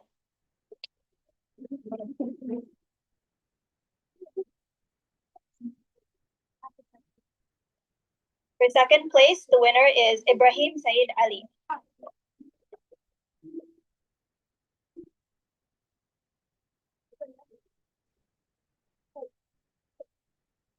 And 1st place for level 3 is Noha Sharifuddin Kadir.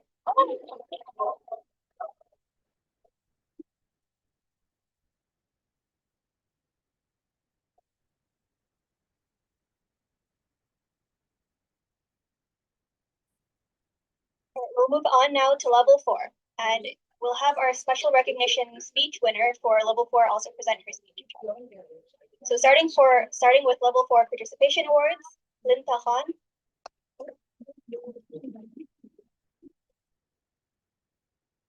Malak Daoud,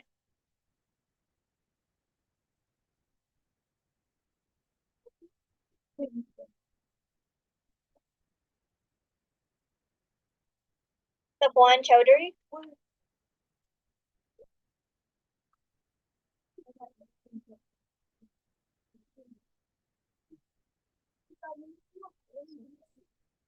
Simrah Basira Samo,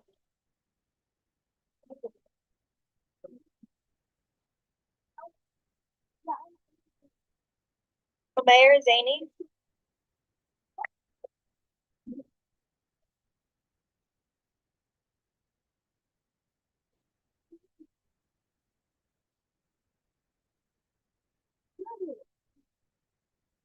the special recognition for the essay, we'd like to award Aisha Hussein.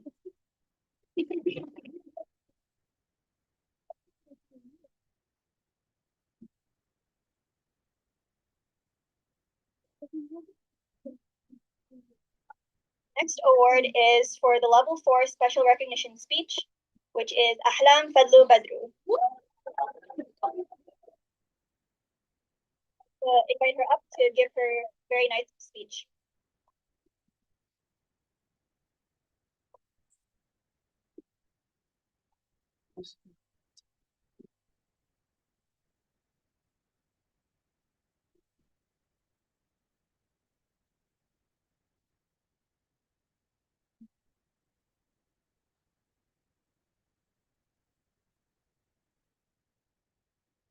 Abu Hanifa once spent nights thinking about a single question before answering it. He believed knowledge deserved patience. Fast forward to the Muslim Ummah in 2026. When we don't know something, we don't spend the night thinking. We spend 3 seconds typing. رب اشرح لي صدري ويسر لي أمري واحلل عقدة من لساني يفقهوا قولي. السلام عليكم ورحمة الله وبركاته. In a world where answers are instant, I want to ask and answer something different. How can Muslim youth balance the advantages of AI with the responsibility of staying true to their faith? Inshallah, I'll be speaking about how artificial intelligence impacts Muslim youth, its benefits, its disadvantages, and how we can use it ethically without putting it above our faith. If we approach it carefully, AI can strengthen our research, personalized learning, and open new doors of success and service for the Ummah, without raising it above our effort, sincerity, and most importantly, our faith. With that, let's begin with AI's benefits. According to recent studies, many Muslim youth, especially those in the West, do not learn Islamic knowledge, normally due to busy schedules or lack of Islamic institutions in the area. But in spite of that, AI can make scholastic and Islamic knowledge more accessible.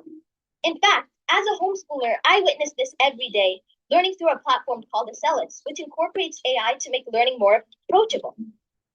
The vectored instruction, a feature in this application, uses AI to pinpoint your weak areas.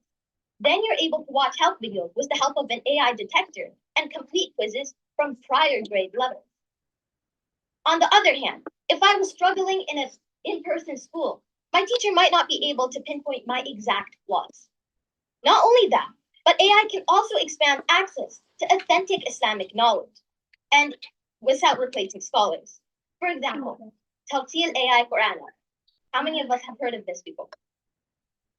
Probably all of us. Well, Tawtil AI Quran app helps students improve their recitation by identifying their mistakes in real time. The truth is, although lack of Islamic institutions may seem like a big problem, if we use AI to our benefit, Muslim youth will get a chance to learn more about Islam one step at a time. Now, I want you to picture this. You have to write a report, essay, or prepare for a presentation on your own. But just for this time, you tell yourself that you'll lean into your AI platform. The results sound professional, and people start praising you.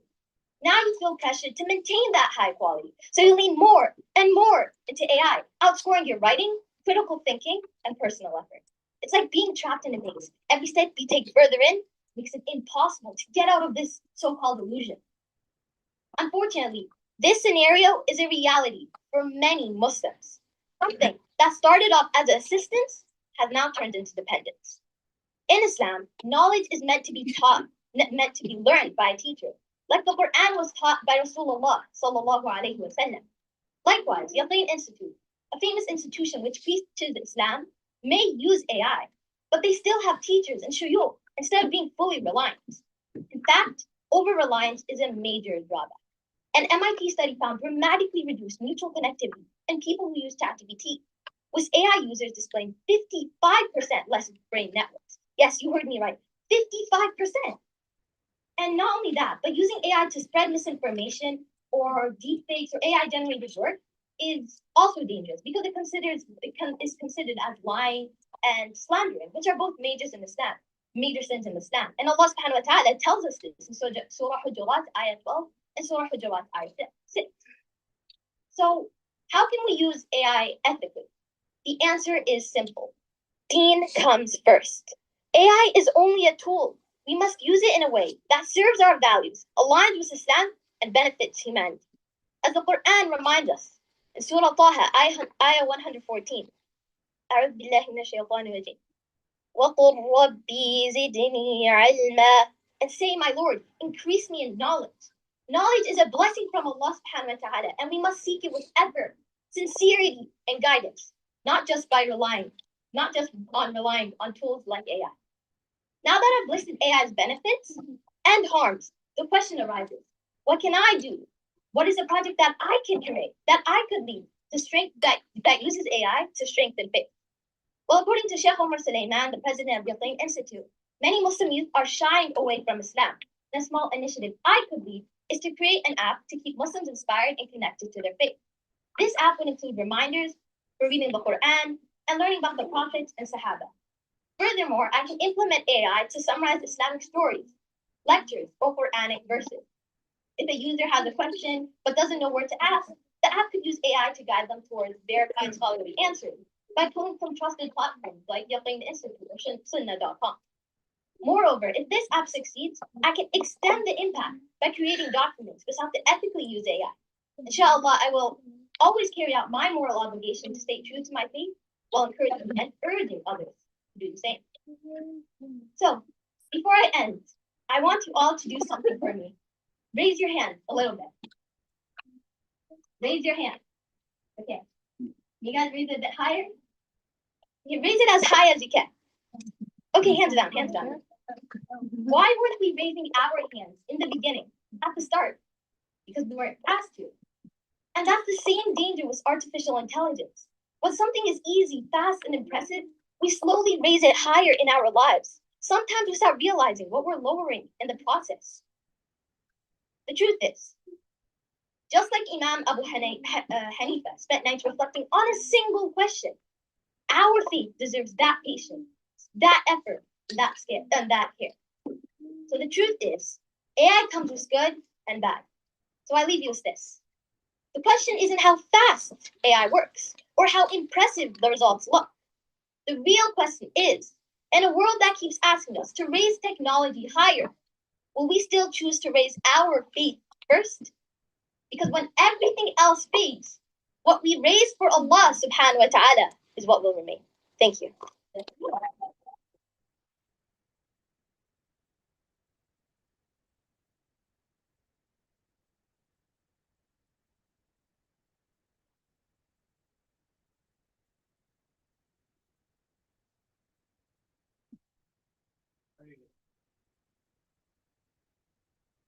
Jazakallah khairan for that very inspiring speech. And finally, let's move on to our first three places for level 4. For level 4, third place, we'd like to invite up Safiya Rahmatullah.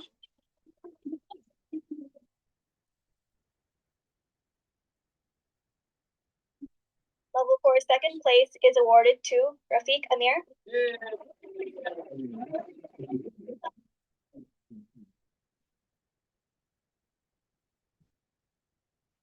The first place for level 4 is awarded to Tasneem Nizamuddin Awad.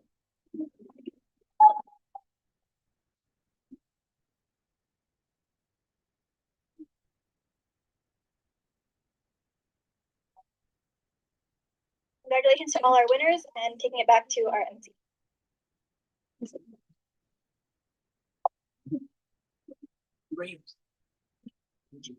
Again, congratulations to every student who participated today.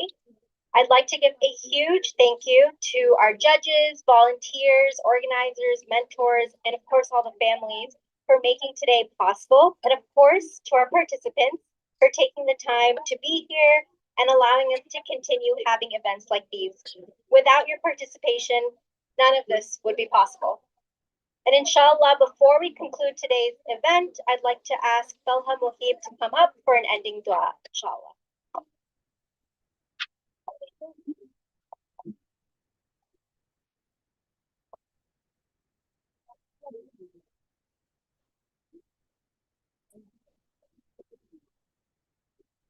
اللهم اهدنا فيمن هديت وعافنا فيمن عافيت وتولنا فيمن توليت وبارك لنا فيما أعطيت قنا شر ما قضيت إنك تقضي ولا يقضى عليك إنه لا يذل من واليت ولا يعز من عاديت تباركت ربنا وتعاليت لك الحمد على ما قضيت ولك الشكر على ما أعطيت أستغفرك اللهم من جميع الذنوب والخطايا ونتوب إليك اللهم إنا نسألك بكل اسم هو لك سميت به نفسك أو أنزلته في كتابك أو علمته أحدا من خلقك أو استأثرت به في علم الغيب عندك أن تجعل القرآن العظيم ربيع قلوبنا ونور صدورنا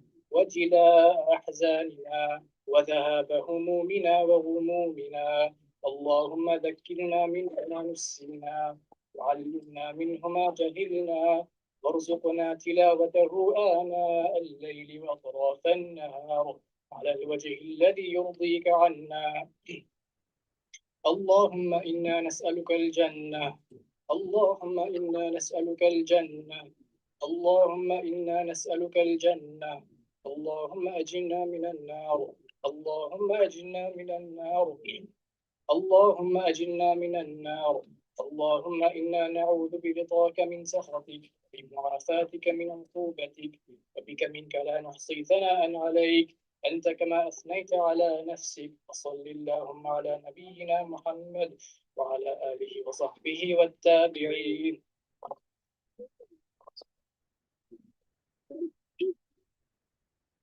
Now, before we please give us five more minutes. Please. Jazakallah khairan again for everyone coming out here today. I believe we did want to give a special recognition to the Misty interns who presented today. Assalamu alaikum. Sorry, forgot that part. We had our hackathon, so from there we had some interns who did research on pure app building. So we're gonna hand out those awards or the stipends for those researchers. So first, I'm gonna call out Team Pure Sunnah.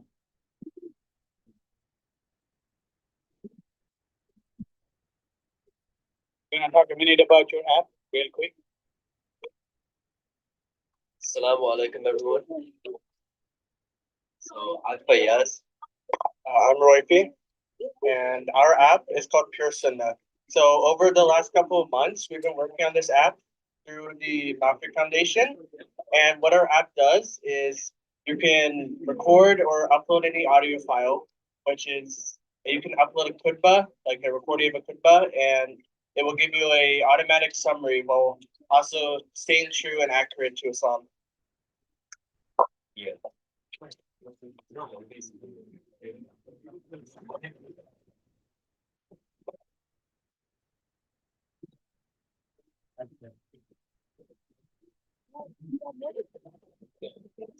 Okay.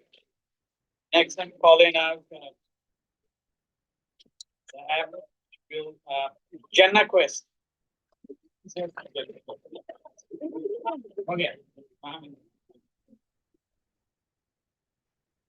You want to talk a minute about your app?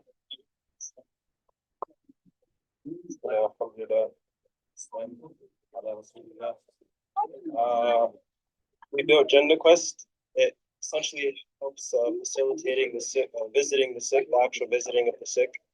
And it's actually published as of 2 days ago on the App Store. So if you search up Gender Quest V1 on the App Store, it's there, and the app speaks for itself.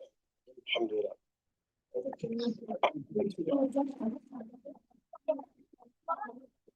And the next app building was done. It's called Ummah Fund. Can I talk a minute about it?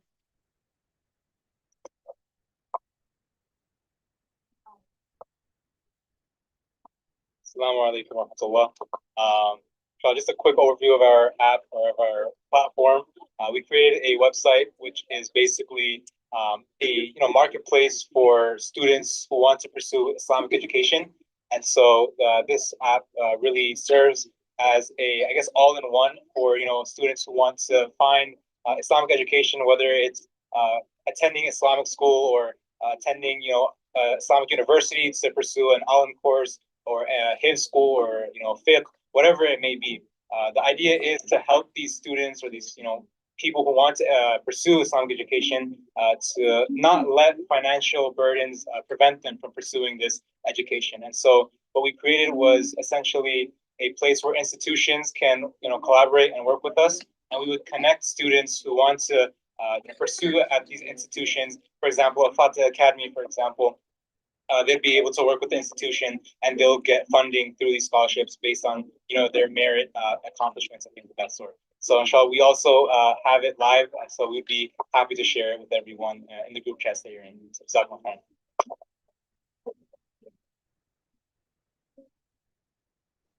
Jazakallahu khairan. And with